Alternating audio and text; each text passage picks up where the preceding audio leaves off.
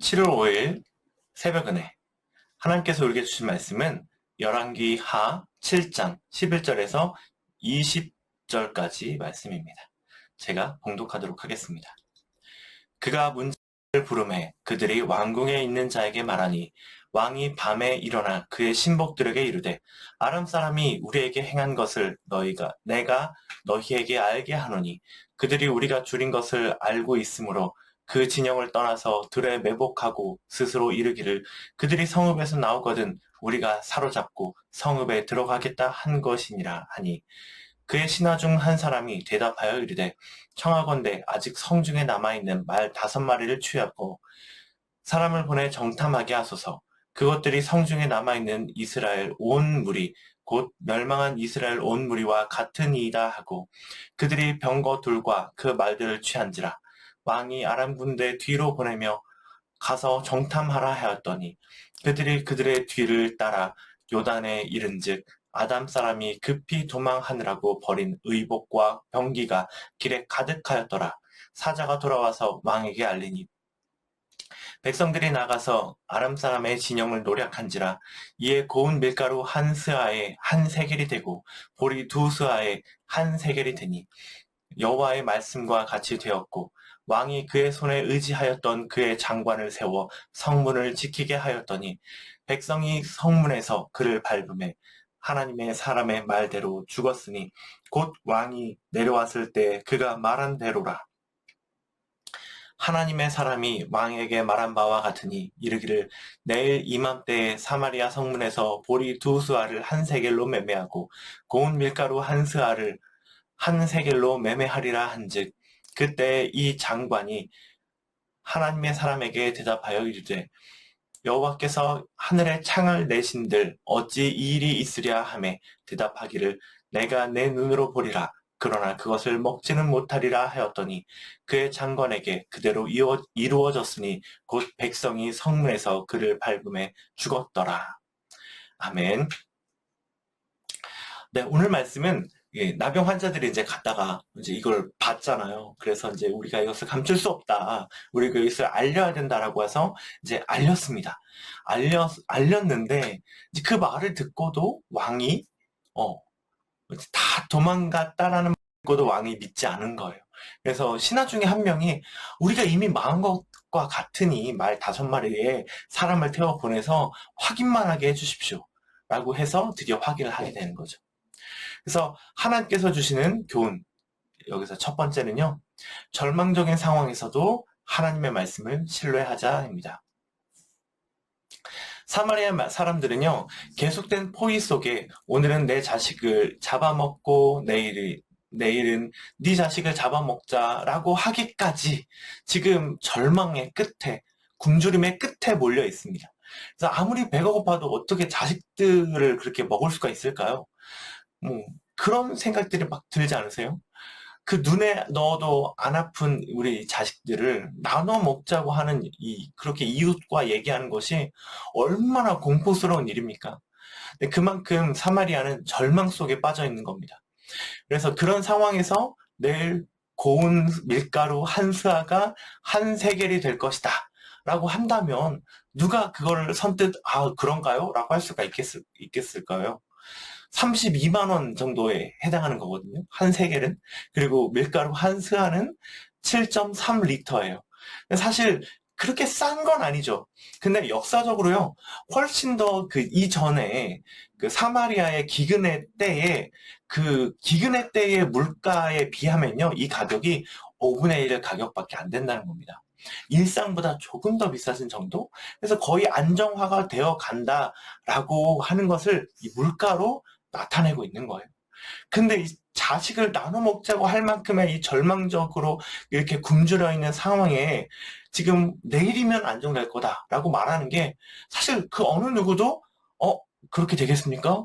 와, 만세라고 할 수 없다는 거죠. 하지만 누가 말하냐가 중요한 것 같아요. 하나님의 말씀을 대언하는 이 하나님의 사람 엘리야가 이야기하는 거잖아요. 그래서 하나님의 말씀이라고 생각을 해야 했습니다. 근데 이 장관이나 이 장관을 데리고 있는 이 왕의 평소의 모습은요, 신앙이 없는 사람으로서의 그 하나님의 사람을 대하는 것과 별반 다르지가 않는 것을 보게 돼요. 마치 버릇처럼 마치 일반 사람을 대하듯 하나님의 사람을 대하고 있는 거죠. 그럼 오늘날에 우리는 무엇을 하나님의 말씀으로 여겨야 될까요? 당연히 뭐 강단에서 목사님의 말씀도 그렇고 하나님이 우리에게 주신 계시의 성경을 보면서도 하나님의 말씀을 들을 수가 있습니다. 우리는 하나님의 말씀을 듣고 혹은 이 절망의 끝에 있는 이 내 상황을 넘어서 역사하시는 이 하나님의 역사를 보아야 되는 것입니다. 이것 또한 어떻게 가능할까요? 어떻게 가능하겠습니까? 정답은 믿음입니다. 믿음은 우리가 볼 수 없던 것들을 보게 합니다. 그래서 믿음은 아직 일어나지 않은 하나님의 역사를 마치 일어나는 것처럼 볼 수 있는 능력인 거예요. 그래서 여러분은 지금 이 사마리아 사람들과 같은 혹시 절망에 빠져 있는 사람들이 없습니까? 어려움은 되게 상대적이기 때문에 누구든지 내가 느끼기에 이렇게 절망스러운 상황에 놓여 있다라고 생각할 수 있는 것 같아요. 하나님은 사람의 어려움을 재단하고 비교해서 줄 세워서 얘가 어려우니까 얘부터 도와야지 뭐 그러시는 분은 아닙니다. 우리가 지금 겪고 있는 이 절망스러운 상황 속에서 우리가 들어야 될 것은 하나님의 말씀인 겁니다. 그냥 믿음을 가지라는 게 아니에요. 하나님의 말씀을 듣고 그 다음 그 하나님의 말씀에 대해서 우리가 믿음을 가져야 되는 거예요. 또 절망적인 상황 속에서 하나님이 내게 하시는 말씀을 듣는 우리가 되면 좋겠습니다. 안 들리면요, 예배 한 번 더 드리기 우리 하고 있잖아요. 그래서 예배를 통해서 들을 때까지 하나님의 말씀을 듣고 성경도 보면서 하나님의 말씀을 듣고 그래서 그 말씀에 우리의 믿음을 들어야 되는 거죠. 그런 믿음이 없다면 이미 아람 사람들은 이 병기도 물자도 다 놓고 도망가 버렸지만 왕이 그랬잖아요. 이것은 함정이라고. 그래서 성 밖으로 나오지도 못하고 계속 굶주리고 있잖아요. 그런 것처럼 나 자신을 더 절벽으로 밀어넣는 삶을 살게 될 것입니다. 믿음이 있다면 과연 하나님의 대언자가 말한 이 말이 내일 무슨 일이 일어나서 이렇게 될까라고 하고 내일이 되었을 때 밖을 내다보고 정탐해보고 정말 하나님의 놀라우신 일하심을 바라보는 그런 놀라운 역사가 있는 여러분의 하루가 되었으면 좋겠습니다. 아멘. 하나님께서 주시는 교훈 두 번째는요. 자, 통제하여 불안을 해소하려 하지 말고 하나님을 의지함으로 불안을 해소하자입니다. 무슨 말이냐면요. 죽은 장관의 이야기예요. 장관은 물론 하나님의 말씀을 믿지 못해서 죽은 거죠. 자, 그런데 왕이 장관을 통해서 성문을 막고 통제하려고 했기 때문에 또 죽은 것이라고도 볼 수 있는 거죠. 왜 왕은 성문에서 막고 백성들을 통제하려고 했습니까?